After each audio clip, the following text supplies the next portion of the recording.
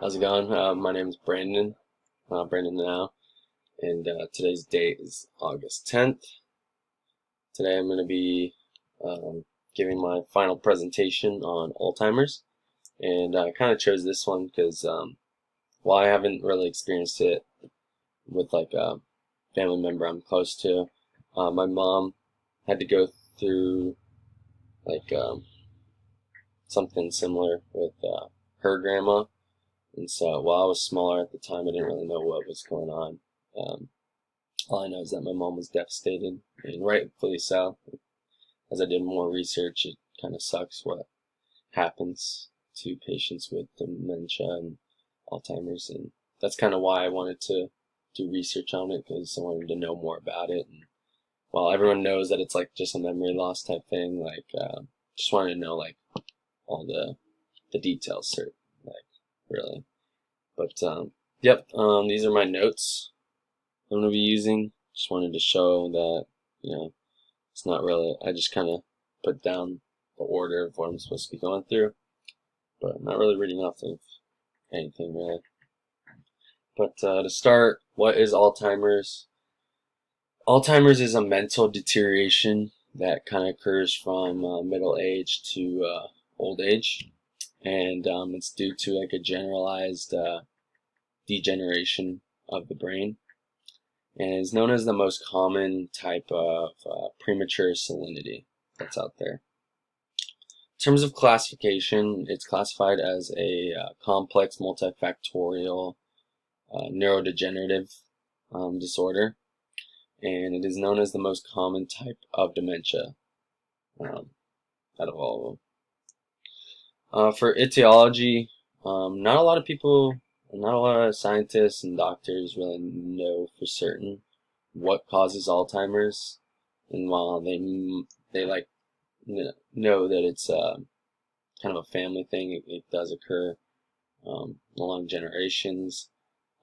They have like an idea that maybe it could be caused by an abnormal buildup of proteins that occurs around brain cells. So that's kind of like the hypothesis and like the best guess that they have so far. In terms of syndromes, it's pretty much just a progressive disorder where, or progressive disease, I guess, where dementia symptoms pretty much worsen over time. As far as clinical manifestations goes, you can kind of boil this down to three different categories. You got mild Alzheimer's, moderate, and then severe Alzheimer's. Symptoms for mild, obviously you'll start to have some memory loss. You'll start to misremember things and not really remember memories from too long ago. You'll start to lose things, like losing your keys. And well, I do that already, but it's much worse when you have Alzheimer's. You'll start to lose things more frequently, and even when you can find them, they're like usually in an abnormal spot. Like it's like me leaving my wallet like in the fridge. Like no one does that, but it's like a weird spot that they'll find their stuff in.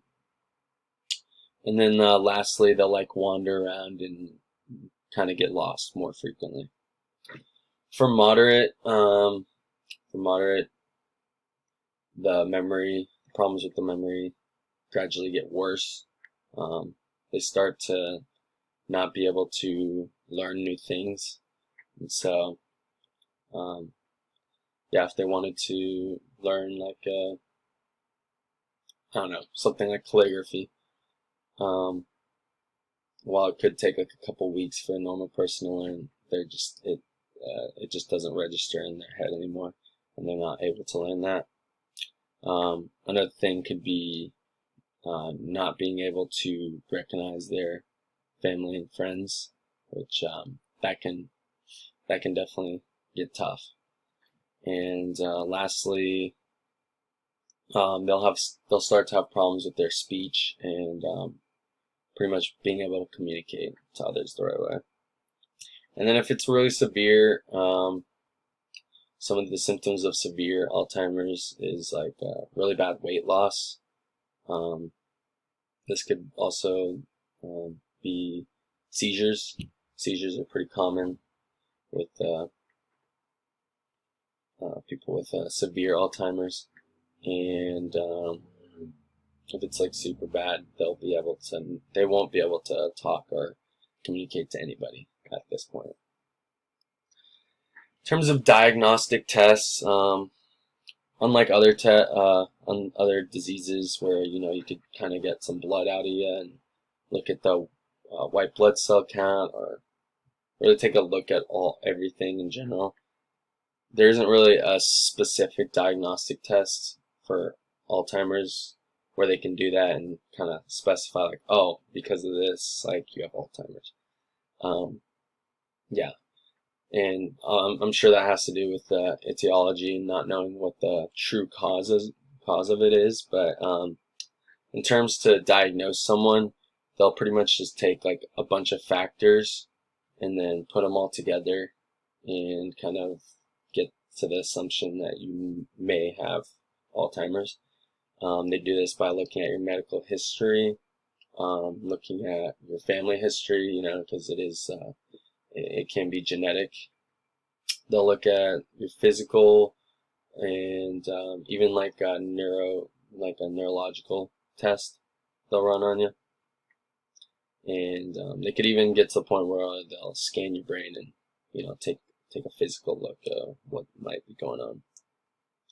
In terms of differential diagnosis, could be any sort of dementia, really, because it is considered a dementia, as it's the most common type of dementia.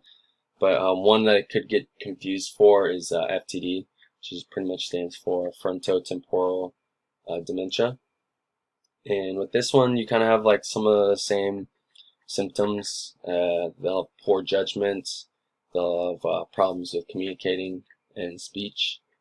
But one of the main ones that you can kind of differentiate it from and kind of know that you have Alzheimer's over FTD would boil down to that memory loss.